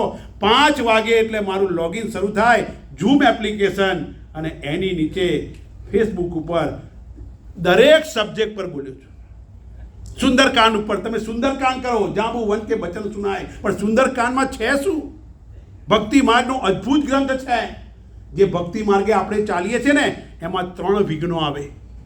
સૌથી પહેલું વિઘ્ન સુંદરકાંડમાં આવ્યું લંકીની, સૌથી પહેલું વિઘ્ન સુરસાઈ. તમે સુરસાનું ધામ, જબ સુરસા બદન બઢાવા, એને મોઢું મોટું કર્યું. સુરસા એટલે વાસના. ભક્તિ માર્ગનું પહેલું વિઘ્ન વાસના. જેટલી ઈચ્છાઓ વધારે એટલો વ્યક્તિ વધારે દુઃખી, જેટલી ઓછી ઈચ્છા એટલો ઓછો, કોઈ અપેક્ષા નહીં, એ જીવનમાં પરમાત્માની કૃપાથી શાંતિ. અને એટલે મેં આગળ કહ્યું ને, ભવિષ્ય વિચારે યુવાન, ભૂતકાળ વાગોળે વૃદ્ધ, અને વર્તમાનમાં જીવે સંત. અત્યારે જીવો યાર, નહીં પાછળની ચિંતા કરો, નહીં આગળની ચિંતા. અત્યારે શું છે? ભવિષ્યનો વિચાર કરીને વર્તમાનમાં દુઃખી શું કામ થવાનું? પણ આપણને વર્તમાન ભોગવતા આવડતું નથી. અપેક્ષાઓ, જેટલી તમારી અપેક્ષા વધારે હશે ને એટલો વ્યક્તિ વધારે દુઃખી. સુરસા એટલે વાસના. બીજું વિઘ્ન આવ્યું પડછાયો આવ્યો. પડછાયો એટલે ઈર્ષા દેખાય નહીં. એકબીજા માટેનો દ્વેષ ભાવ, ઈર્ષા આપણને હેરાન કરી નાખે. ત્રીજી વસ્તુ આવી લંકીની, જમીન ઉપરથી વિઘ્ન ભેદ બુદ્ધિ આવી. જો ભગવાન માટે ભેદ રાખ્યો, ઊંચ નીચનો ભેદ રાખ્યો, એકબીજા માટે રાગ દ્વેષ રાખ્યો, તમે એવું સમજો છો કાળિયા ઠાકરને ખબર નથી પડતી? એને ખબર નથી કે મને રાગ છે, દ્વેષ છે, હું આ દ્વેષ કરું છું. શું કામ એવું? પરમાત્માના દરબારમાં બધા સરખા છે. અને એટલે અહીંયા ગાડી કહે છે પરમાત્માએ, એટલા માટે પરમ તત્વના બધા દ્વેષ છે ને એટલે જ આપણે પરમાત્માને જાણવા માટે સક્ષમ થતા નથી. ગમે એટલું કરીએ, પણ પેલા અખાએ કીધું એમ, કથા સુની ફૂટ્યા કાન તોય ના આવ્યું બ્રહ્મ જ્ઞાન. ત્યાં સુધી ભેદ છે, એકબીજા માટેનો દ્વેષ ભાવ છે, રાગ છે, કુંડાળામાં બંધાઈ રહ્યા છે ને ત્યાં સુધી કોઈને થઈ શકે નહીં. સ્વતંત્ર થવું જોઈએ. આ તમારું નાનું બાળક હોય 2 દિવસનું, 2 વર્ષનું બાળક હોય, શાંતિથી પગ આવે પછી બેસી શકે ખરો ઘરમાં? તમે તો દાદા દાદી જો દોડ એક માણસ એની પાછળ રહેવું પડે. એને પણ સ્વતંત્રતા પ્રિય છે, તો મારું તો સ્વરૂપ જ સ્વતંત્ર છે. અને એટલા માટે એ કહે છે કે પરમાત્માની કૃપાથી જે શરીર છે, પોતાને શરીર માને ને એ કદી પરમાત્માને નિરાકાર તરીકે સ્વીકારી શકે નહીં. એટલા માટે આગળના શ્લોકમાં કહ્યું, એ તું સર્વાણી કર્માણી મયી સંન્યસ્ય મત્પરા અનન્યેનેવ યોગેન મામ ધ્યાયંત ઉપાસતે, જે મારો આશ્રય લે છે દરેક કર્મમાં, દરેક ક્રિયામાં, દરેક પ્રવૃત્તિમાં, દરેક ચેષ્ટામાં મારો આશ્રય લે છે. સર્વ કર્મો, હે ઠાકોરજી, સારા કર્મો એ તને અર્પણ, ખોટા કર્મો એ તને અર્પણ. તમામ કર્મો, સર્વ કર્મો મારામાં અર્પણ કરી અનન્ય ભાવે, અભેદ ભાવે, લેશ માત્ર ઠાકોરજી મારાથી દૂર નથી, એવા ભાવે જે ભસે છે એ મને ખરેખર પ્રિય છે. પરમાત્મા કહે છે મને અનન્ય ભાવે. હવે ધારો કે અહીંયા કોઈ સોનાની બંગડી પહેરી છે, એટલે હાકીના તો કોઈ નહીં લઈ લઉં, પહેરી છે, બધાએ પહેરી છે. હવે મને સાચું કહેજો, બેન તમે સોનાની પહેરી છે, આ કોના બેન નહીં લઈ લઉં, હા તો કોને ખોખારીને કોણ નહીં લે, ના ના નહીં. હવે સોનાની બંગડી છે, સાચું કહેજો બેન, આ સોનાની બંગડીથી સોનું કેટલું દૂર છે? લેશ માત્ર નહીં, સોનું જ પોતે બંગડી બન્યું છે. ઝઘડો ક્યાં છે? આકારમાં. સોનામાંથી દાગીના બંગડી બને, એરિંગ બને, ગળાનું બને, બાજુબંધ બને, દરેકનું તત્વ કે સત્વ શું છે? સોનું, સોનું અને સોનું છે. ધારો કે બધાને બુટ્ટી હોય, ગળાનું હોય, બાજુબંધ હોય, બંગડી, બધાને એકમાં નાખી ગરમ કરીએ તો પછી કોઈ આકાર બચવાનો ખરો? એટલે આ કેના તો કહો, ઝઘડા શેમાં છે? આકારમાં છે. એક સાસુ હતા, એ સાસુને એમ થયું મારી 4 વહુઓ છે, મારી ઉંમર થઈ ગઈ, લાવ મારી પાસે હોત ઓલા હોનું પડ્યું છે, મારી 4 વહુઓને હરખા ભાગે વહેંચી આપું. હાવની દાણત બિચારી હારી કે ચલો આપી દઈએ બધું. તો એ સોનીને બોલાયો, સોની ત્રાજુ લઈને આવ્યો, 4માં ભાગ કર્યા. અહીંયા મૂક્યું 25 તોલા, અહીંયા મૂક્યું 25 તોલા, 4 ભાગ કર્યા. મોટીને આપ્યું, નાનીને આપ્યું, એમ કહીને 4 વહુને, 4 દુઃખી. હાઉ કે ભાઈ બધાને હોનું હરખું આપી છે, દુઃખી કેમ છો? મારે ગળાનું લેવું હતું, પેલી કે મારે હાથનું લેવું હતું. ઝઘડા આકારમાં છે, હોનામાં નહીં. એમ પરમાત્મા કહે છે જે મારો આશ્રય બધામાં, તમામ વસ્તુ મને અર્પણ કરી દે છે. સારું કે ખોટું ખરાબ, પરમાત્મા સિવાય કંઈ નથી. સોનાની બંગડી કહેવાય ખરી બેન? સાચું કહેજો, તમે સોની દુકાને ગયા તો પૈસા શેના આપ્યા? તમે બંગડી આપ્યા કે હોનાના આપી? પૈસા સોનાના આપ્યા બેન, બંગડીના નહીં. અને ધારો કે બંગડીના પૈસા આપ્યા તો કોઈ બંગડી તમારી પાસે રાખો, સોનું મને આપી દો તો રે ખરું? સોનું જ પોતે બંગડી છે. આને તત્વની દ્રષ્ટિ કહેવાય. તમે અહીંયા સમુદ્ર કિનારે જાઓ, આમ ફીણ જુઓ, તરંગ જુઓ, મોજા જુઓ, પરપોટા જુઓ, દરેકનું સત્વ કે તત્વ તો પાણી, પાણી ને પાણી છે. એમ જેટલા જેટલા આકાર છે, જેટલા જેટલા નામ છે, એ નામ આકાર પરમાત્માથી લેશ માત્ર ભિન્ન નથી, જુદા નથી. આવું જે તમામ કર્મ, પછી ખાવાનું કર્મ હોય, સુવાનું કર્મ હોય, જાગવાનું કર્મ હોય, નોકરીનું કર્મ, જે પણ કર્મ હોય એ તમામ કર્મો એને અર્પણ કરી દો ને તો પછી નિર્ભાર થઈ જવાનું. એ કર્મોનો ભાર મને ન રાખે. અહીં પરમાત્મા કહે છે અનન્ય ભાવે. પરમાત્મા મારાથી લેશ માત્ર જુદો નથી. પાણીથી પરપોટો કેટલો જુદો, લેશ માત્ર નહીં, પાણી જ પોતે પરપોટો બની ગયું. આ મારું કપડું છે, એમાં કોટન છે, આ કપડાથી રૂ કેટલું દૂર છે? કશું માત્ર નહીં. કપડું દેખાય છે, રૂ દેખાતું નથી. આ જ પ્રોબ્લેમ આપણો છે. પરમાત્મા સર્વમાં છે, હું મને દેખાતો નથી, મને આકાર દેખાય, મને નામ દેખાય. ઝઘડા નામ આકારમાં છે. પરમાત્મામાં કોઈ ઝઘડા નથી, ભગવાનમાં કોઈ ભેદ નથી. અને એટલા માટે કહે છે અનન્ય ભાવે ચિંતન કરીને ઉપાસે છે એ મને જ ભજે છે. અને એવા લોકો જે છે મને અનન્ય ભાવે ભજે ને, એના માટે ભગવાને અદ્ભુત અભય વચન આપ્યું છે ગીતાના અધ્યાયમાં 12માં. પરમાત્માએ કહ્યું, હે અર્જુન, તેષામ અહમ સમુદ્ધર્તા મૃત્યુ સંસાર સાગરાત ભવામી ન ચિરાત પાર્થ મય્યાવેશિત ચેતસમ. હે અર્જુન, જે મને ભજે છે અનન્ય ભાવે, મારો સ્વીકાર કરે છે, મારા સિવાય કોઈ અન્ય નથી, એવું જે માને છે ને એવા ભક્તને આ સંસાર સાગરથી તારી દઉં છું. મોટામાં મોટો ભય કયો? કોઈ કહેશે મને મોટામાં મોટો ભય કયો? હે? મૃત્યુનો. સાચી વાત, મોતનો ભય.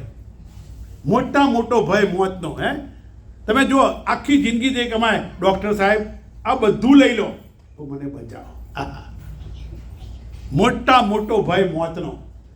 જે સાહેબ થયું છે ને, નક્કી છે, એનાથી ડરીને શું કામ જીવવાનું? શું? ધારો કે મારી પાસે આ ઘડિયાળ છે, આ ઘડિયાળ ઉપર જાય છે, આ નીચે આવે, આ નીચે કેમ આવે છે? એનું કારણ શું? Gravitation force. એમાં કોઈ શંકા ખરી? એટલે આ કે ના તો કહો. પાણી ઉપરથી નીચે આવે, એમાં કોઈ શંકા ખરી? ના. તો મોત માટે શંકા શું કામ કરવાની? અને 100 વર્ષ જીવવું ઉંદરની જેમ ડરી ડરીને, એના કરતાં 1 વર્ષ સિંહની જેમ જીવો યાર. મોત તો આવવાનું છે, એમાં કોઈ શંકા નથી, કોઈ બચ્યું નથી. મોત તો આવશે, આવશે ને આવશે.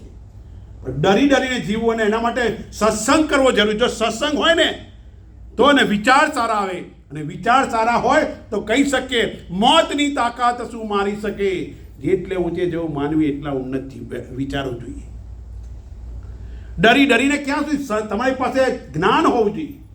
થવાનું જ છે, જે નક્કી છે. એટલે ભગવાન કહે છે તેસામ અહમ સમુદ્ધરતા મૃત્યુ સંસાર સાગરાત. હે અર્જુન, મારામાં જે એકાગ્રચિત કરે છે, મને જે માને છે, મારી સાથે જે એકાકાર કરે છે, મારા તત્વોનો સ્વીકાર કરે છે, સમુદ્ર કિનારે જાય, પાણી જોવે, પરપોટ જોવે, ગમે તે જોવે, પણ દરેકનું સત્વ કે તત્વ પાણી, પાણીને પાણી છે.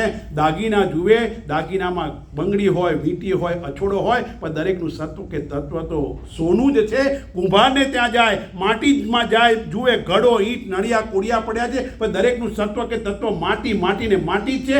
કપડાની દુકાનમાં જાય, અનેક કપડાં જોવે, પણ દરેકનું તત્વ કે સત્વ તો રૂ જ છે. આવી જ એનામાં દ્રષ્ટિ છે. એ સર્વત્ર મારું દર્શન કરે છે, મારામાં એકાગ્ર ચિત્તવાળો છે, એને હું મૃત્યુરૂપી સંસાર સાગરમાંથી તારી લઉં છું. અર્થાત એનો પુનર્જન્મ થતો નથી. અને આપણે કેટલી મોટી ભ્રાંતિમાં જીવીએ. કોઈ બેન ઘડો લઈને આવતા હોય, પાછો ઘડો આમ ટક ટક ટક ટક ખખડાઈએ. જોજો, ઘડો લેવા જાય. હવે એ બેનને હું પૂછું, બેન કેટલાનો ઘડો લાયા? આ કેટલાનો લાયા? તો કે 150 રૂપિયાનો. તો હું કહું બેન 150 રૂપિયાના ઘડો લાયા, તો મેં કહું તમે પૈસા શેના આપ્યા? અરે મહારાજ કેવી વાત કરો, ઘડો છે. હું કહું પૈસા માટીના આપ્યા છે. ખરેખર તો માટીના પૈસા આપીએ છીએ, પણ આપણે એવું માનીએ છીએ કે ઘડાના પૈસા. અહીંયા પરમાત્મા કહે છે હું જેને જે બી હશે એને મૃત્યુના સંસાર સાગરથી તારી દઉં છું. સમુદ્ધરતા, મારામાં ભરોસો રાખ. એક ભરોસો, એક બલ, એક આશ વિશ્વાસ, તુલસીદાસજી લખે છે. અને આપણે કહીએ છીએ ને, કહીએ છીએ રોજ, દ્રઢઈન ચરણ કેરો ભરોસો. એ તારા ચરણનો ભરોસો છે. મારો કાળિયો ઠાકર મારી સાથે છે, પરમાત્મા મારી સાથે છે. દુનિયાની કોઈ તાકાત મારો વાળ વાંકો કરી શકશે નહીં. એવો વિશ્વાસ હોવો જોઈએ, નિષ્ઠા હોવી જોઈએ, શ્રદ્ધા હોવી જોઈએ. તો કે છે પરમાત્મા કહે છે એવા લોકોને હું તારું છું. મેં પહેલે દિવસે કીધું હતું, જ્યાં મારું મારું મારું છે ત્યાં મહાભારત છે, ને જ્યાં તારું તારું તારું છે ત્યાં રામાયણ છે. એકમાં ગાદી પર બેસવા કોઈ તૈયાર નથી, અને બીજામાં ગાદી માટે ઝઘડા છે. અને એટલે જ પરમાત્માએ કીધું જ્યાં મારું મારું મારું છે એને હું મારું મારું અને મારું છું, અને જ્યાં તારું તારું તારું છે એને હું તારું તારું ને તારું છું. વિચાર કરો, પરમાત્મા આવે છે ગજેન્દ્ર મોક્ષમાં, ગજેન્દ્ર માટે આવ્યા છે. અરે દ્રૌપદીની પાસે સમાજના 5 મહારથી પતિ હતા. ભારત વર્ષની મહાન રાજ્યસભા, ત્યાં એક એક શૂરવીર, મહાવીર, રણવીર, અતિરથી, અર્ધરથી એવા મહાવીરો બેઠેલા. પણ દ્રૌપદીને કરનારું એક જ વસ્તુ, હે ગોવિંદ, હે ગોપાલ, સાચો સગો મારો સામળિયો છે. કોઈ ના આવ્યું સાહેબ, કોણ આવ્યું? સામળિયો આવ્યો. ને દ્રૌપદીને શરીર ઉપર 999, હું કાયમ કહું 999 સાડી પહેરાય કે નહીં? એટલે આ કે ના તો કોઈ યાર 999 ચીર પહેરાય કે નહીં? પરમાત્મા માટે એક ચીર ઓછો હતો. 1000 કર્યા તો 1000 પૂરા ના થઈ જાય? 998 બી નહીં, 999 કેમ કર્યા? એના માટે મહાભારતનો સંદર્ભ જોઈએ. જ્યારે પરમાત્માએ સુદર્શન ચક્ર ચલાવ્યું, સુદર્શન ચક્ર ચલાવ્યું અને શિશુપાલ વધ માખે પરમાત્માની આંગળીમાંથી લોહી નીકળ્યું. હવે ઠાકોરજીનું લોહી જો જમીન પર પડે ને તો આખી પૃથ્વી પાછી રસાતલમાં જતી રહે, પાતાળમાં જતી રહે. દ્રૌપદીએ ક્ષણનો વિચાર કર્યા વગર પોતાની સાડીનો છેડો ફાડ્યો અને એ ચીથડું બાંધ્યું ઠાકોરજીની આંગળી પર. એ ચીથડામાં તાણા અને વાણા 999 હતા, કોઈનો ભાર ન રાખે મુરારી, તમે એક ડગલું ચાલો, મારો કાળિયો ઠાકર 100 ડગલા ચાલવા તૈયાર છે. વિચાર કરવાનો સાહેબ, પરમાત્મા કોઈનો ભાર, 999 તાણાવાળા હતા, અંદર દોરા 999 હતા, એટલે પરમાત્મા એટલા એના ચીર પૂર્યા છે. અને એટલા માટે કહે છે આવો જે એકાગ્ર વાળો છે એને હું તારું છું. મૃત્યુના 3 અર્થ થાય: અસત, તમસ અને અજ્ઞાન. મૃત્યુ એ જ અંધકાર છે, અંધારામાં કોઈ વસ્તુ જણાતી નથી. તમસ અજ્ઞાન રૂપી અંધકાર, માટે કહીએ છે તમસોમાં જ્યોતિર્ગમય, મૃત્યુની પેલે પાર નહીં જાઓ. અને અસત જે જન્મીને નાશ પામનારા છે, વારંવાર અસત પદાર્થોના વીરથી દુઃખી થવું, તમસોમાં જ્યોતિર્ગમય. અને આવો જે છે એને હું સંસાર રૂપી સાગરથી તારું છું. અનેક વસ્તુ છે ને એટલા જ માટે પરમાત્મામાં અનન્ય નિષ્ઠા જોઈએ, શ્રદ્ધા જોઈએ, વિશ્વાસ જોઈએ. મારો પરમાત્મા મારી સાથે છે, સાથે છે, સાથે છે. ને જ્યાં સુધી આવી નિષ્ઠા નથી, ભગવાન કહે છે મારામાં એકાગ્ર ચિત્તવાળો થઈને જે મને ભજે છે એને મૃત્યુરૂપી સંસાર સાગરથી હું તારી દઉં છું. આગળ કહ્યું કે મય્યેવ મન આધસ્વ, મય્યેવ મન આધસ્વ, મયી બુદ્ધિમ નિવેશય, નિવસ્યસि મય્યેવ અત ઉર્ધ્વમ ન સંશય. મનને મારામાં સ્થિર કર, મનને મારામાં સ્થિર કર, બુદ્ધિને મારામાં પરોવી દે, બસ પછી તારે બધું પૂરું. એકવાર તું મને સોંપી દે બધું, अपन सौंप दिया इस जीवन को, हे ઠાકોરજી તમારા ચરણમાં. પરમાત્મા તને બધું સોંપી દઉં, તારે જે કરવું એ કર. નિષ્ઠાપૂર્વક કહું છું સાહેબ, વધારે 1 અઠવાડિયું એના ભરોસે જીવી જુઓ યાર. 1 અઠવાડિયું પરમાત્મા મારી સાથે છે ને એ બધું કરનાર છે, એને સોંપી દો યાર. જીવનનો ભાર સવારે ઉઠાડવા કે ના ઉઠાડવા એના હાથમાં છે. મોહનલાલ રાતે રસપુરી ખાઈને હોઈ ગયા, સવારે ગયા ખબર ના પડે. પરમાત્માના ભરોસે એ કરનારો છે, એ મને લઈ જનારો છે. અહીંયા ચોખ્ખું કહે છે મનને મારામાં સ્થિર કર, કે મન માકડા જેવું છે, કુદમ કૂદ કરે, અહીંથી તઈ, અહીંથી તઈ જવાનું. મન માકડા જેવું છે, સ્થિર નથી. મનની માંગો આમ થાય આમ થાય. પેલા ચીનના સમ્રાટ પાસે એક વ્યક્તિ ગયો અને એણે કહ્યું કે મને મહારાજ, મારે આ વસ્તુમાં બધી જ વસ્તુ મારે જેટલું આવે એટલું આપો, દાન આપો. મહારાજ કે આટલા નાના પાત્રમાં તને શું આવશે? ભાઈ તમારે જે આવે એને નાખવા માંડ્યો, એ પાત્ર ભરાતું નથી. એનો વજીર કે મહારાજ તમે આખી જિંદગી આમાં ભરશો ને તો કશું નહીં આવે, આ ખાલી જ રહેશે. કે શું છે આ? તો કે માનવીની ખોપડી છે, માનવીનું મન છે, કદી ભરાશે નહીં. અને વિચાર કરો, જે મન દેખાતું નથી, પાછું કોઈ ડૉક્ટરને પૂછજો, પોસ્ટમોર્ટમ કરતા હાર્ટ પિન પોઈન્ટ કરશે, બ્રેન કરશે, લીવર કરશે, પણ મન દેખાતું નથી ને એ મન આપણને નચાવે છે. એટલે પરમાત્માએ કીધું મનને મારામાં, શરીરની વાત કરી પણ કે મનને મારામાં સ્થિર કર. પરમાત્મામાં મનને સ્થિર કરો, બુદ્ધિને મારામાં પરોવી દે. બસ ભગવાન તારે જે કરવું એ કર. નિર્ણય એને આપી દો યાર, જીવવાની મજા આવશે. અને એટલા માટે કહે છે અહીંયા ગાડી તમામ વસ્તુ એને અર્પણ કરી દો. અને જીવનમાં જે થાય ને હારા માટે એટલું વિચારો, જે થાય ને એ સારા માટે. આટલું જ મનને પરમાત્માને સોંપીને જે થયું એ સારું, જે થયું એ સારું. એક રાજા હતો, એ રાજાનો એક પ્રધાન, રાજાના પ્રધાનની ટેવ હતી એ કાયમ માટે બોલે જે થાય હારા માટે, જે થાય હારા માટે. બરોબર? આવું ઘણીવાર આપણા ઘરમાં બી કોઈ હોય, ચલો જે થયું સારું થયું. તો આવું જ્યારે કહેતો તો રાજાનો પ્રધાન, રાજાને એકવાર ત્યાં આગળ હથિયારોનો વેપારી આવ્યો, તલવારો લઈને આવ્યો હતો. હવે રાજાએ આમ કે આમ આંગળી જોઈને આમ તલવાર ચેક કરતો હતો અને રાજાની આંગળી કપાઈ ગઈ, લોહી આવ્યું, ખૂબ લોહી આવ્યું, પાટો બાંધ્યો. ત્યારે પેલો બોલ્યો મારા જે થાય હારા માટે. પેલાને વાગ્યું, રાજાને બહુ ગુસ્સો આવ્યો કે અરે મને વાગ્યું તો બીજા બધામાં બોલે અને મને વાગ્યું તોય તું કહે છે જે થાય હારા માટે. આ પ્રધાનને જેલમાં પૂરી દો. તો જતા જતા કે મારા જે થાય હારા માટે. હવે જેલમાં પૂરી દીધો એને. રાજાએ જેલમાં પૂર્યો એને, ત્યાં અંદર જેલમાં પૂર્યો. હવે જેલમાં પૂર્યા પછી રાજા શિકારે નીકળ્યો. જે શિકારે ગયો, બધાને શિકારે ગયો. ત્યાં આગળ ભૂલો પડી ગયો. એક જગ્યાએ જંગલમાં યજ્ઞ ચાલતો હતો અને એ યજ્ઞ ચાલતો હતો અને ત્યાં ગાડી એક 32 લક્ષના પુરુષની જરૂર પડી બલિ આપવા માટે. રાજાને પકડીને લઈ ગયા. એમને થયું કે આ રાજા છે એટલે થઈ ગયા. અજાણા લોકો, રાજા ગયો, હજારો લોકો આવીને લઈ ગયા.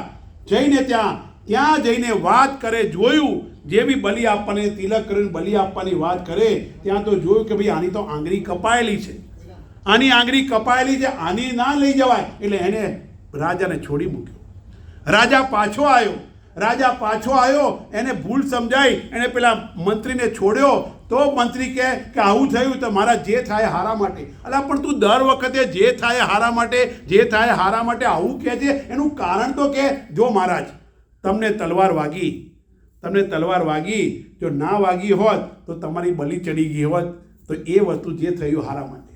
હવે ધારો કે તમને વાગ્યું હતું, હું ના બોલ્યો હોત અને હું તમારી સાથે હોત તો મને તો વાગ્યું નહોતું, તો મારી બલી ચડી ગઈ હોત તો મારું સારું થયું. એટલે જે થાય હારા માટે. તમે મને જેલમાં પૂર્યો, જે થાય હારા માટે, તમને વાગ્યું એ પણ હારા માટે. એમ આપણા જીવનમાં જે સર્કમસ્ટન્સીસ આવે, જે સંજોગોનું નિર્માણ થાય, જે પણ કંઈ વસ્તુ થાય, સમજી લેવાનું પરમાત્માની અપરંપાર કૃપા છે. ક્યારે કોઈને એ નહીં કહેવાનું કે આવું જ કેમ થાય છે મારા માટે, આ જ ઘર કેમ મળ્યું, આ જ પતિ કેમ મળ્યા, આ જ બાળકો કેમ મળ્યા, આ જ સગાવાલા કેમ મળ્યા. એ તારા જ કર્મોનું ફળ છે, આપણા જ કરેલા કર્મોનું ફળ છે. સાહેબ અમારે પણ આવવું પડે. કેમ આવવું પડે છે? તમારા કોઈ સમષ્ટિ પ્રારબ્ધ કહેવાય આને.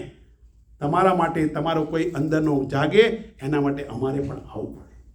ને તમારે પણ અહીંયા આવવું પડે. શેના માટે?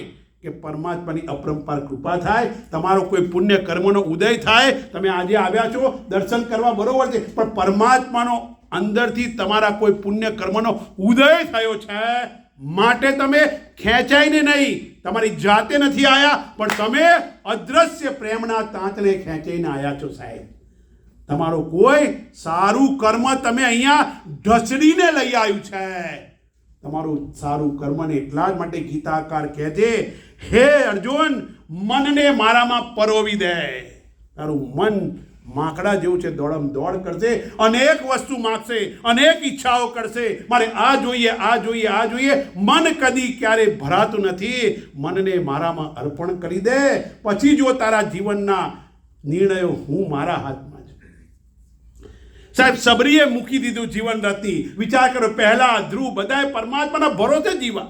અરે મીરા તો તમે વિચાર કરો કે એને તો ઝેરનો કટોરો આવ્યો છે, ઝેરનો કટોરો આવ્યો, એ ઝેરને પણ મારા વાલાએ અમૃત બનાવ્યું. અને માટે કહે છે ને કે મીરાએ તો ગોવિંદની પ્યાસ રાખી છે. આ એક વાક્ય મેં લખ્યું હતું. મીરાએ તો ગોવિંદની પ્યાસ રાખી છે, પણ ઝેરને અમૃત બનાવી ગોવિંદે ભક્તિની લાજ રાખી છે. કોઈએ ના કર્યું તો શું થાય? અને એટલા માટે ભક્તિની લાજ પરમાત્માએ રાખી છે. અને જીવનમાં આપણી પણ લાજ રાખે. ક્યારે રાખે?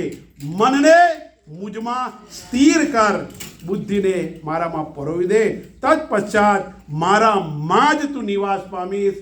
એમાં કોઈ શંકાને સ્થાન નથી. જો આપણે આનંદ જોઈતો હોય, જેવા તમે આ ટેરો ખુલ્યો, તમે જો તમારા ચહેરા પર કેટલો આનંદ આવ્યો. પરમાત્મા મારી સાથે છે, ઠાકોરજી મારી સાથે છે. અને 10 વર્ષથી હું અહીંયા આવું છું. પરમાત્માની કૃપાથી જ્યારે આનું સ્વરૂપને પધરાવા હતા ત્યારે પણ હું અહીંયા હતો. અને મને પરમાત્મા બોલાવે છે, મોકલે છે, જા કેવલાનંદ. એકાદ જેનો માયલો જાગી જાય, એકાદ જેનું હૃદય પરિવર્તન થાય. હું કોઈ બીજું કશું નથી કરતો સાહેબ, એટલું યાદ રાખજો. હું કોઈ ચમત્કારમાં નથી માનતો. માથે હાથ મૂકીને કલ્યાણ થતું હોય, ડબ્બા ખાવાથી કલ્યાણ થતું હોય તો હું રોજના ડબ્બા ખાવા તૈયાર છું. પણ સદગુરુ કે ગુરુ બીજું કશું નથી કરતા. માત્ર વધારાની ઊંધી જતી વસ્તુ સમજ્યા છે, કાઢી નાખે છે.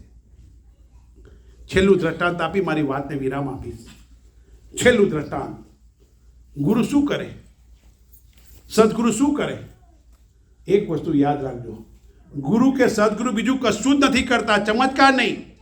એક પશ્ચિમનો મોટો શિલ્પકાર થઈ ગયો, માઇકલ એન્જેલો નામ. અંતિમ દ્રષ્ટાંત આપી વાતને વિરામ આપી. માઇકલ એન્જેલો, જો કોઈ ચમત્કારમાં ના ફસાતા તમને હું ના પાડું છું. ઘણા કે મને આ નડે, આ નડે, આ નડે, મને આ ગ્રહ નડે, પેલું નડે. તારે કશું નડતું નથી. એકબીજા માટેનો પૂર્વગ્રહ નડે છે, હઠાગ્રહ નડે છે, દુરાગ્રહ નડે છે. અરે સાહેબ, સફળતા તો મારા હાથમાં છે, મને પરમાત્મામાં ભરોસો નથી. રાખ ભરોસો તું ખુદ પર, રાખ ભરોસો તું ખુદ પર. સાને શોધે છે ફરિશ્તાઓ, સમુદ્રના પંખી પાસે ક્યાં હોય છે નકશાઓ, તો એ શોધી લે છે રસ્તાઓ. અમદાવાદમાં નળ સરોવર પાસે છે નળ સરોવર, સાયબેરિયાથી પંખી આવે છે, વિચાર કરો. અને એ પંખી ત્યાં આવી અને પાછું સાયબેરિયા જાય, એની પાસે કોઈ રસ્તાના નકશા નથી, છતાં પણ આવે છે. તો માઇકલ એન્જેલો બહુ મોટો શિલ્પકાર, એના ત્યાં ગાડી જો ગુરુ શું કરે, એના એક મિત્રના ત્યાં જાય, એ મિત્રના ત્યાં જાય અને મિત્રના ત્યાં જાય અને ત્યાં ગાડી એક પથ્થર પડ્યો હતો. માઇકલ એન્જેલોનો પેલો કે આ પથ્થરો રોજ મને નડે છે, લઈ જાય, કોઈ લઈ જાય તો સારું. નગરપાલિકાને કીધું લઈ નથી જતા. પેલો કે હું લઈ જઉં છું. એના ત્યાં લઈ ગયો માઇકલ એન્જેલો, એના ત્યાં લઈ ગયો અને એના ત્યાં આગળ કલાકારી જ્યાં કરતો હતો ત્યાં જઈને એને પોતાના શિલ્પગૃહમાં ધીરે ધીરે કરી વધારાનો ભાગ દૂર કરી અંદરથી એક મૂર્તિ બનાવી ઠાકોરજીની મૂર્તિ બનાવીને પોતાના ડ્રોઈંગ રૂમમાં મૂકી. થોડા વખત પછી પેલો મિત્ર આવ્યો, અરે કેટલી અદ્ભુત મૂર્તિ, આ ક્યાંથી લાવ્યો? અલા, તાર ત્યાં જે પેલો પથ્થર પડ્યો હતો એમ. અરે હોતું હશે, એ પથ્થર તો અવજડ હતો, મૂર્તિ ક્યાં હતી? અલા, મૂર્તિ તો એમાં પહેલેથી મોજૂદ હતી, મેં બીજું કશું જ નથી કર્યું, વધારાનો ભાગ કાઢી નાખ્યો એટલે મૂર્તિ પોતે પોતાનું સ્વરૂપ પ્રગટ્યું છે. એમ આપણા સૌમાં પણ કાળિયો ઠાકર છે. ગુરુ વધારાનો ભાગ કરી ખોટું ઊંધું ચત્તું સમજ્યા હોય એને દૂર કરી સાચી વસ્તુનું દર્શન કરાવી દે. એમ ગીતા પણ કહે છે, તું મારામાં સ્થિત થઈ અને મને જ પામીશ, એમાં કોઈ શંકાને સ્થાન નથી. તો પરમાત્માની કૃપાથી આ પવિત્ર શ્રાવણ મહિનામાં આપણે આટલું શ્રવણ કર્યું. હજુ બીજા 4 દિવસ બાકી છે અને હવે ભક્તના લક્ષણો શરૂ થશે. 6 વાગે 5:30 6 શરૂ કરું છું અને અત્યારે પૂર્ણ કરું છું. તમે પધારી શકો છો. ભક્તના લક્ષણો 36 લક્ષણોમાંથી એક લક્ષણ પણ જો આપણામાં આવી જાય ને તો આપણું જીવન ધન્ય થઈ જાય અને મનુષ્ય જીવન સાર્થક થઈ જાય. એ જ વાત કરી મારી વાતને વિરામ આપું છું. મારી વાણી પુનઃ કાળિયા ઠાકરના ચરણોમાં અર્પણ કરું છું. ઓમ પૂર્ણમદ પૂર્ણમિદમ પૂર્ણાત પૂર્ણમુદચ્યતે પૂર્ણસ્ય પૂર્ણમાદાય પૂર્ણમેવાવશિષ્યતે. ઓમ શાંતિ શાંતિ શાંતિ. હરિ ઓમ શ્રી ગુરુભ્યો નમઃ. હરિ ઓમ. દ્વારિકાધીશ કી જય, गिरिराज धरण की जय, श्याम सुंदर सी अपने महारानी की जय, श्री वल्लभाधीश की जय, आज के आनंद की जय.